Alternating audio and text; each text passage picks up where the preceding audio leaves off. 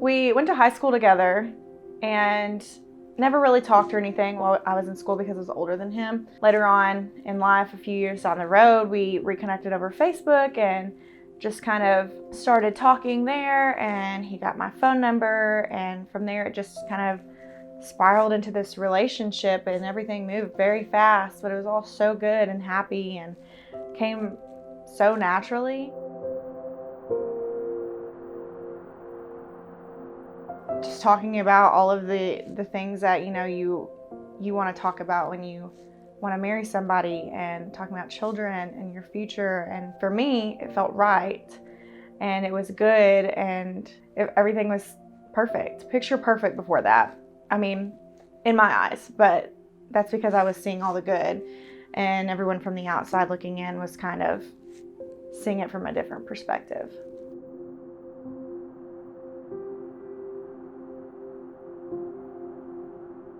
The first time we broke up, it was really early on in our relationship, and it was basically him saying he just couldn't do it because of the distance, and he didn't want us to have to do a long distance relationship for a long time.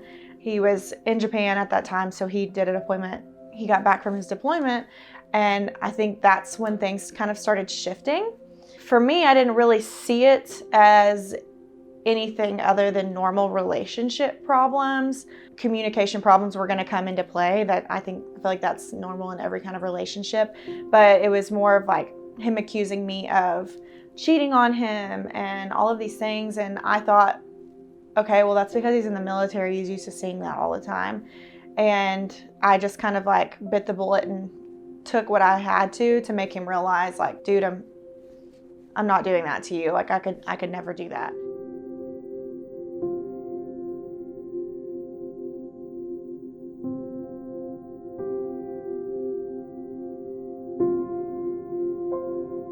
I think that it slowly progressed from really, really good to a little bit bad, and then to really, really bad. I mean, he earned my trust.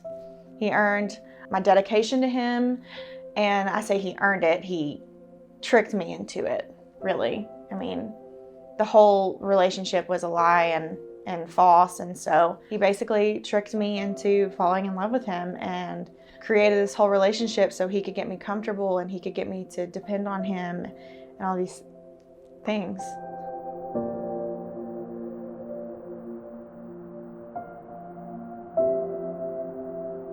I vividly remember the first time I was like, okay, this isn't right. I had gone to Houston to see my best friend. We were going to the Houston Rodeo to see Miranda Lambert play. The whole night, he had been accusing me of cheating on him with a very long time best friend of mine, but it was someone that I hadn't spoken to in a very long time. He went to the links to create a fake Facebook account under this guy's name to make it look like him and this guy had been messaging back and forth.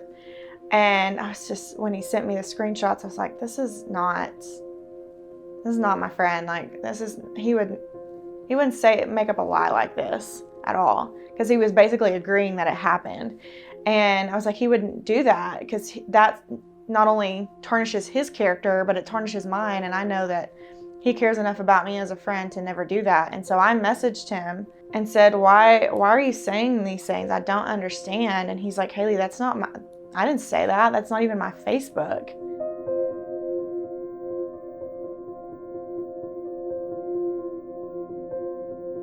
When he said that, I knew he wasn't lying to me. I knew he wasn't, because why would you create that major drama? And that wasn't him, but I had kind of noticed that drama had started to follow my ex. I mean, in that moment, when you start doubting the person that you're supposed to marry over someone that used to be your best friend, like, I think that's kind of a tall tale sign that something's not right. Well, at one point when my friends were over drinking at a little bar area, I was in a hallway crying on the phone with him, just begging him to just like believe me that I wasn't cheating on him, but also at the same time me trying to convince him, I know that you're like setting this up, and for what? And so I didn't sleep at all the entire night. My best friend begged me not to marry him because I was hyperventilating. I was stressing out because we're supposed to get married in what, a month? You don't just accuse somebody, you make a fake Facebook page and create this whole ordeal over something that you created in your mind. I didn't see what his end goal was and accusing me of that, and knowing good and well that I could never, ever, ever do that.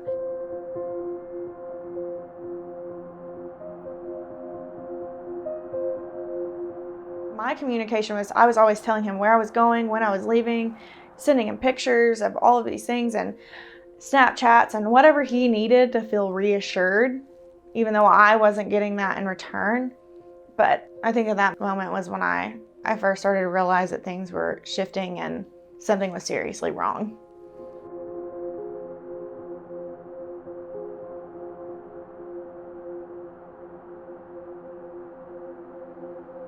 I didn't do anything.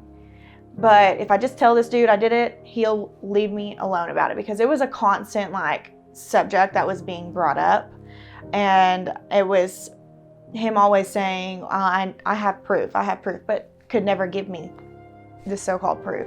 And so I was like, you know what, in my mind, if I just tell him this, he'll let it go. He's telling me he's gonna let it go and we'll be okay, we can work it out.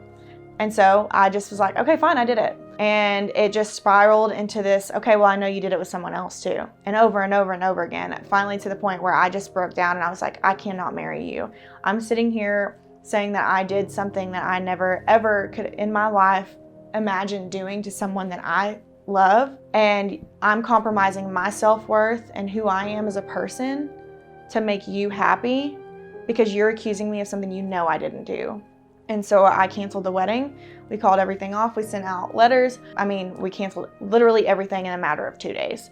And I've always said he's a very good apologizer. He's smart. He's like the smartest person I know.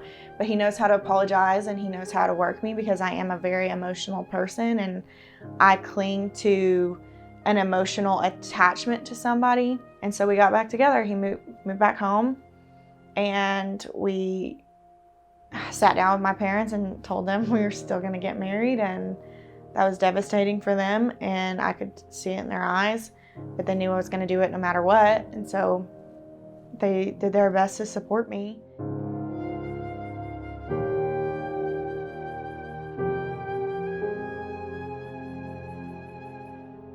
The week of my wedding was the first time that he put his hands on me, and from there I didn't tell anybody. I had bruises on my wedding day. The first time that he ever did, he had me sitting in the passenger seat of my car and again was accusing me of cheating on him, and started pouring a beer over my head, calling me a whore over and over and over again. And I punched him in the face, and then he hit me back.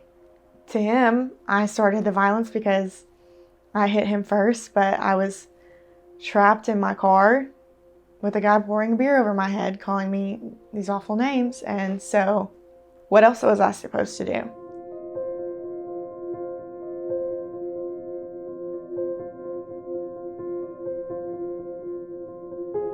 The moment I knew I needed to get out was he came home and fell asleep, and I went through his phone because I felt like he had gone somewhere with somebody. And so I went through his phone, found this phone number and called it. And it was a phone number I didn't recognize, so I called it.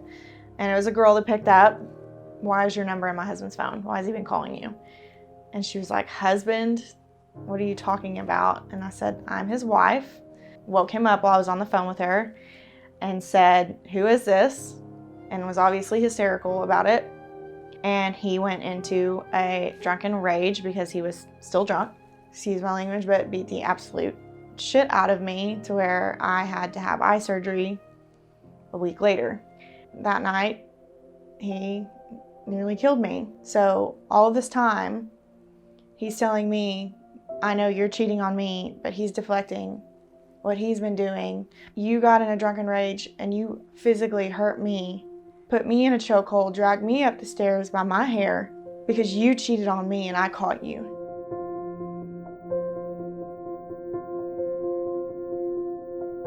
By then, he's apologizing. He's telling me he's so sorry. He'll go to counseling, all these things. Because like I said, he's a good apologizer. He knew what to say. But in my mind, I think I knew I was done. I just needed that last bit of reassurance. And so I went back And I told myself if he cheats on me again or if he puts his hands on me again, I'm done. And put his hands on me again, but I was always in the situation to be isolated, and so I could never leave. He would trap me, he would break my phone, he would do whatever he could to get me to stay, or threaten to kill my dog.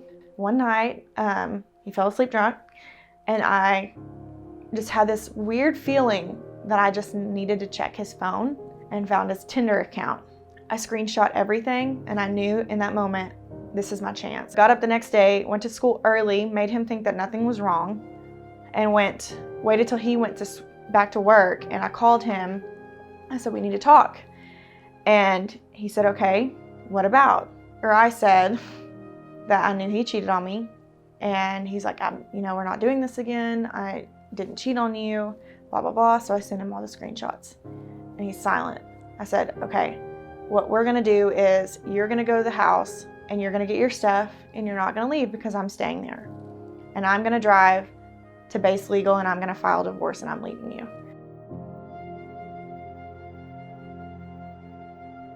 There's not anything I want to hold on to with that. I mean, I'm gonna have to hold on to a lot because, it's part of my story now. And there are gonna be times where I think of the good times, but it was all fake. It was all lies, it was manipulation, it was deceit. And so when I feel myself drifting back to that, thinking about, oh, do I miss him? Which I haven't done that in a very, very long time.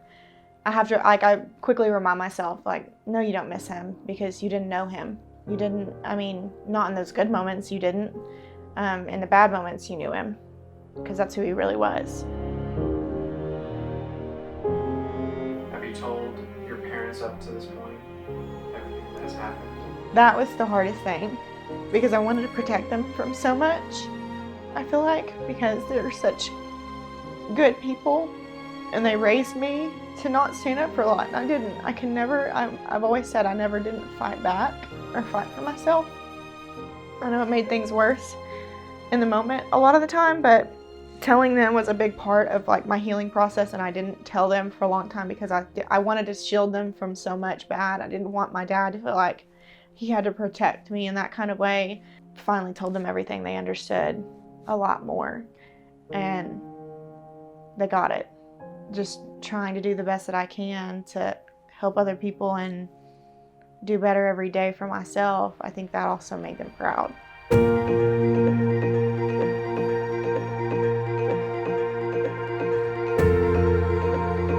Relationships are really challenging for me right now because I have a lot of trust issues. I have a lot of doubt in men. I always say that I'm a lot to handle because I have all of these emotions that I don't know how to process because I just assume the worst about somebody, which isn't true. I'm not a lot to handle. I have a lot to offer, and I've had a lot that I've been through, but at the end of the day, the right person's gonna appreciate me. I feel like I've almost been thriving more than I was even before I was with him. Getting to be who I was again, but times 20. Very rewarding because I can turn around and I can say, wow, I did that. Nobody else did. A big part of my healing was getting my friends back. Heavily depend on my friends and my family for everything. Getting to have them back in my life has been the most amazing part about it.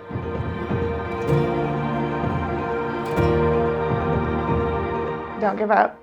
No matter what somebody is putting in your ear, no matter what someone is telling you or how they're making you feel physically, mentally, it's not the truth. It doesn't matter how many times they tell you that nobody is there for you, there's always going to be somebody there for you. Even if it's one person, someone is going to be there for you. I, for a very long time, felt like I was alone, and that just was not true.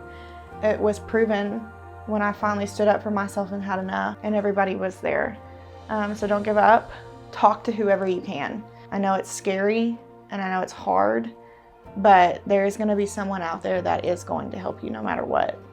You deserve so much more in this world than someone who's going to make you feel small and make you feel unworthy and unloved, and sure, go through hard times, but you're supposed to be happy and blissful and care for one another and listen to each other. And if anyone makes you feel like that's what you should be used to, that they're wrong. You're Abuse doesn't define you. Whatever mean words that this person is calling you or saying to you does not define you. The bruises on your body, they don't define you, because guess what? Those go away. The words are going to be replaced with the words that you are meant to hear. I mean, God put us on this earth to love one another, and I could talk about it until my face is blue about what you do deserve, but I mean, I think at the end of the day, you probably know.